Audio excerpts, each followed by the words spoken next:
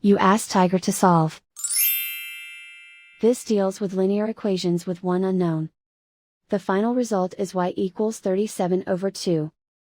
Let's solve it step by step. Simplify the expression. Expand the parentheses.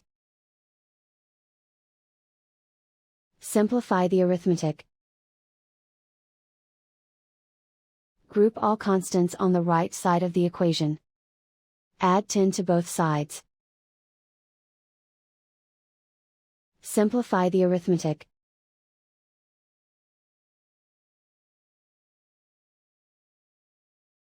Isolate the y. Divide both sides by 2. Simplify the fraction.